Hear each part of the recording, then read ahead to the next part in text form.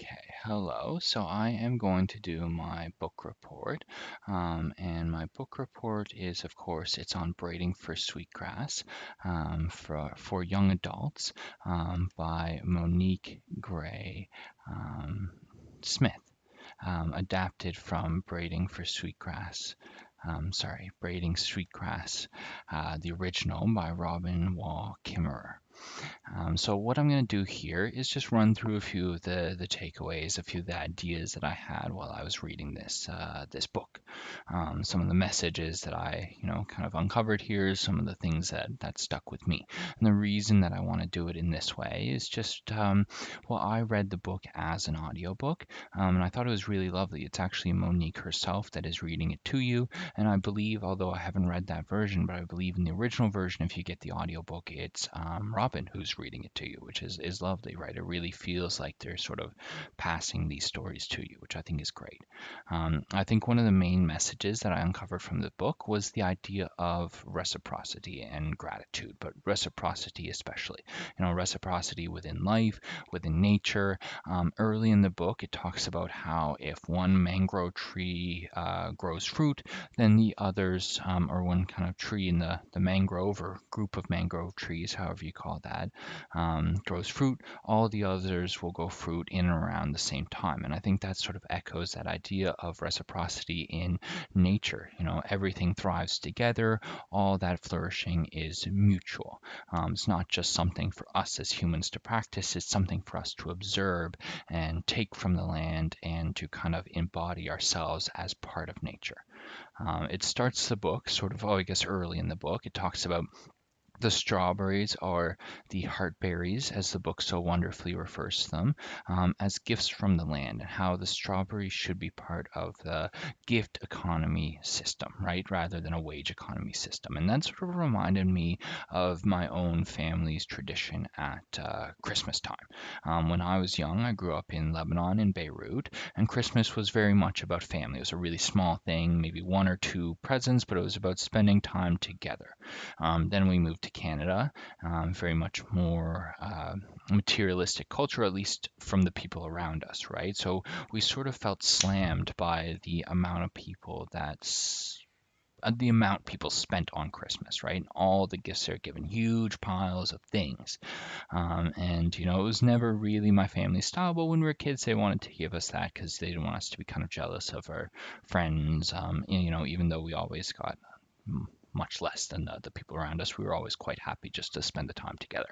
And as we got older, as a family, we switched Christmas away from presents that seemed to represent the wage economy system towards more gifts of time and love. So what we do now over Christmas is, family will plan an activity for each member of our family will plan an activity for the whole family to do with each other. So in the end, we'll have 7 fun activities to do together as a family, right? It says things rather than just going out and spending a bunch of money on things and kind of exchanging those more materialistic things. It is, time, thinking about what we need to do. It's the labor putting into creating that activity, the things that we want to do as families, making that big trivia game or, maybe a scavenger hunt around Halifax or whatever it may be. And so you have to take time, take labor, take planning, and it takes knowing each other as well, which I think is really lovely. And I think it, in some ways, embodies that sort of gift economy system that the book talks about.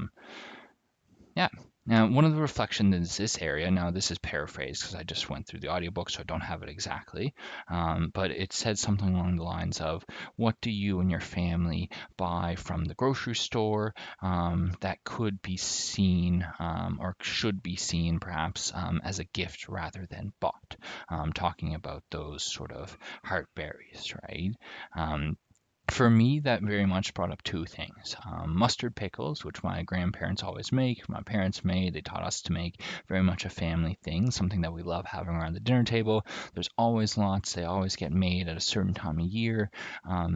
But, I don't typically see them at the store. And if I did see them at the store, it'd be a little bit weird, right? Because there's so many sort of people around us, and they always sort of embodied that kind of active love of, the process of making those things. Same with fiddleheads. Fiddleheads are something that me and my grandfather used to go into the woods and search for and pick every year. It's something, that I loved as a kid. We'd put on the hip waders, and, he knew exactly where to cross the river, and he showed us. And when he passed away, we still carried on doing it. And those always have kind of been, you know, gifts in our family, right? They're given to people. We go out and collect them, and then whoever wasn't able to make it, it all gets shared between everyone, right? So for me, I feel like it'd be weird if that was to be bought, right? I don't know, it just doesn't feel like it should be bought. Um, yeah, so kind of moving on from that a little bit, I thought that the conversation around the Thanksgiving address was really interesting, sort of opposed with the Pledge of Allegiance to the flag. That idea how we seem to be pledging to the country itself, but not the land that exists on, and it really makes you think. And I think it's quite accurate, even though it's sort of flipped to America. But why would we? And I'm including us, being me, and us as settlers with America here, because I think it does apply to Canada. Pledge to a nation without including the land that the nation is on in that conversation, right? Where's that reciprocity right? Where's that kind of connection to the land that gives us so much? And it sort of ties in a little bit later, the idea in the book where it talks a little bit about how Europeans probably did have ceremonies and ways of honoring and respecting the land, but maybe they didn't get brought over to America and Canada, right? So where did that disconnect happen? And all cultures really should have a duty to reciprocity, a duty to give back to the animals and the land that gives us so much. We owe gratitude and a form of reciprocity to the land. And I think in this book, it was really nice to hear about all these different people who, were using what's around them to practice gratitude and practice reciprocity, either through weaving baskets or gathering berries or sweetgrass. One of my favorite quotes that really stuck with me in this book was, "Our gifts are our responsibilities." I thought that was really powerful. We have a duty to give back to the people around us and the land that we live in through using the gifts that we've been given.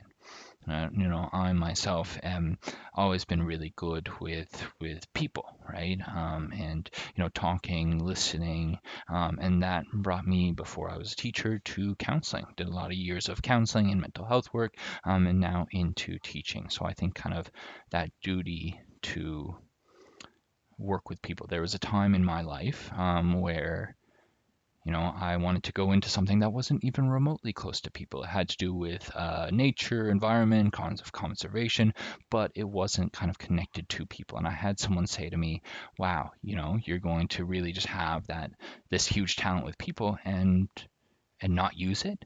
And it was someone I had just met actually that day, and I don't know, for some reason it stuck with me, and it sort of changed the path that I carried my life out from. So I thought that was really powerful. Hearing that kind of echoed bits of that conversation.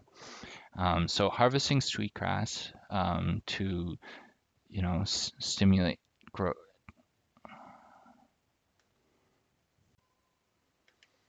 Sorry about that. I just got interrupted. Someone was knocking at the door as I was trying to record the video.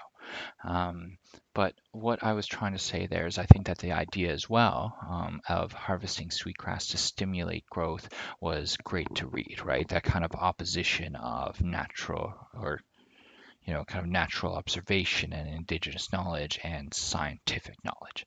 I think that, it really goes a lot to show, and I think it's important to read about in a university setting. And they talk about this later in the book, but immediately when they were talking about this, it made me think of controlled burns with fires, right? Where we would burn an area so that it grows back, giving ourselves the gift of more safety and that land a chance to grow back better and stronger, right? And the chance for things to not be kind of wiped out completely.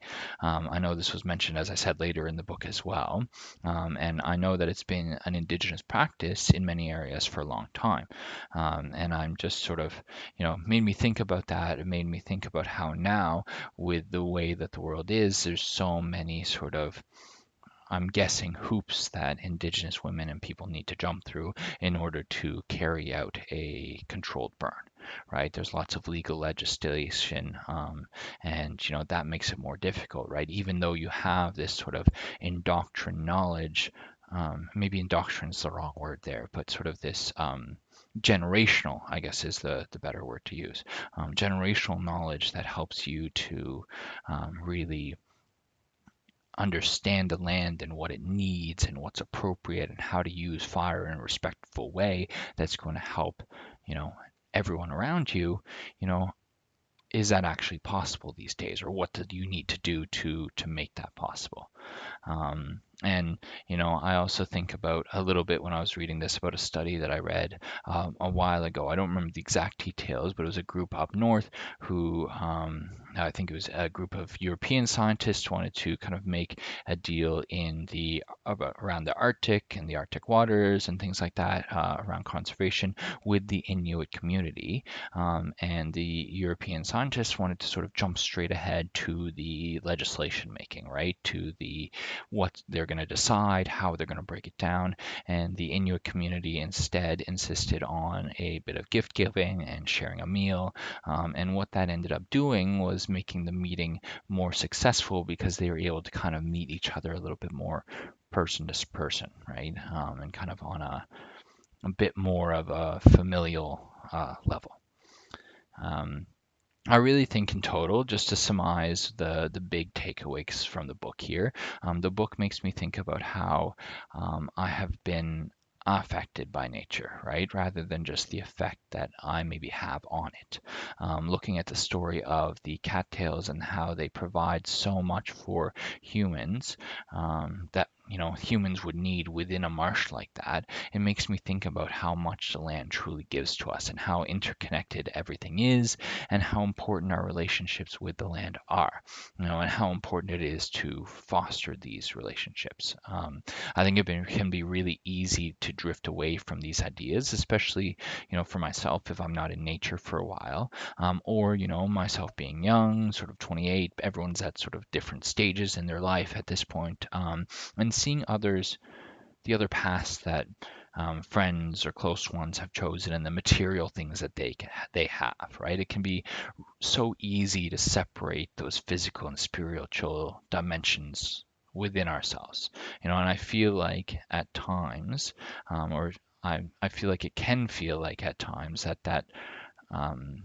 Wendigo spirit that the book talked about, in a way, is trying to take over, right? That destructive force or desire to overconsume and to give in to materialistic to desires, um, to separate that spiritual and physical and succumb to greed for personal gain. But, in the end, I think, we have to kind of try to realize that it's only going to hurt me and those around me. It's almost like taking that idea associated with Wendigo and the cannibalism, right? This cannibalism for spirit and soul that's going to hurt me and hurt those around me. And I think it's really important to take a more holistic view in those times and step back, um, to the people and the places, the land, that really keep me grounded in the spiritual, the moral, the things that make me me in the ways that I truly want to be.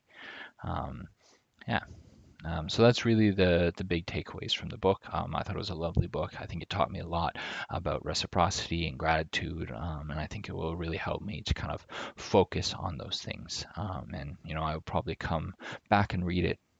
Hope probably a few times as I go over the years and maybe drift further away from these ideas or feel myself drifting away from these ideas because, some of this stuff, it was brand new to me and lovely and some of it that I had heard before, right? But it's a really good way to kind of reconnect to that idea of reciprocity within the land and giving back and kind of honoring um, the people that are around you and the land that you are within. Yeah, thank you very much for listening.